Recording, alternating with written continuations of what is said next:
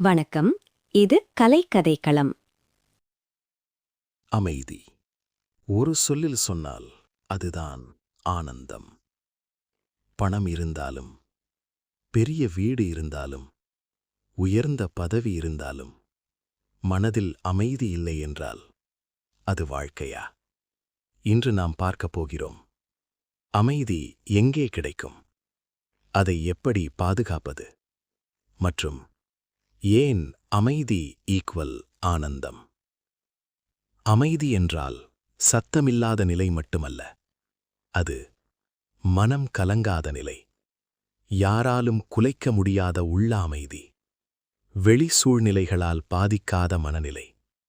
ஒரு மனிதன் தனியாக இருந்தாலும் சந்தோஷமாக இருந்தால் அவன் அமைதியை அடைந்தவன்.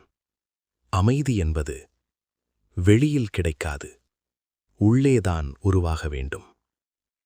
இன்றைய உலகத்தில் மனிதன் எல்லாவற்றையும் அடைகிறான், ஆனால் அமைதியை இழக்கிறான். ஏன் தெரியுமா?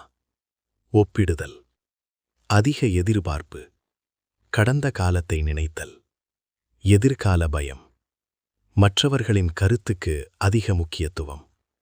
நாம் நம்மையே இழந்துவிட்டோம். அதனால்தான் அமைதி தொலைந்து போயிருக்கிறது. அமைதி கிடைக்க சில எளிய வழிகள் இருக்கின்றன. 1. எளிமையாக வாழுங்கள். அதிகம் வேண்டாம், தேவையானது போதும். 2. கடந்த காலத்தை விடுங்கள். நடந்தது நடந்துவிட்டது, அதை சுமக்க வேண்டாம். 3. யாரையும் ஒப்பிடாதீர்கள். உங்கள் வாழ்க்கை, உங்கள் பயணம். 4. தினமும் சில நிமிடங்கள் அமைதியாக இருங்கள். மொபைல் இல்லாமல், சிந்தனை இல்லாமல். 5. மன்னிக்க கற்றுக்கொள்ளுங்கள். மற்றவர்களை அல்ல, உங்களை விடுவிக்க. 6.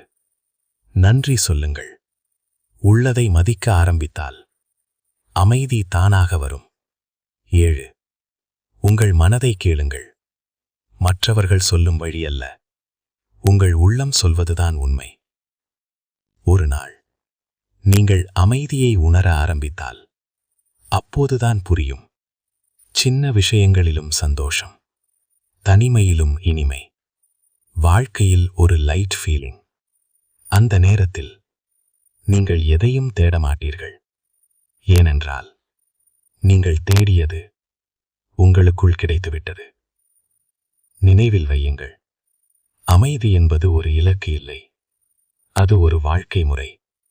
அதை நீங்கள் தேர்வு செய்ய வேண்டும். கோபத்தை விடுங்கள், பயத்தை விடுங்கள், ஒப்பிடுதலை நிறுத்துங்கள். அப்போதுதான் அமைதி உங்கள் வாழ்க்கையில் வரும்.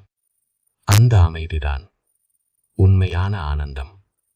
இந்த வீடியோ பிடித்திருந்தால் லைக், கமெண்ட், ஷேர் பண்ணுங்க.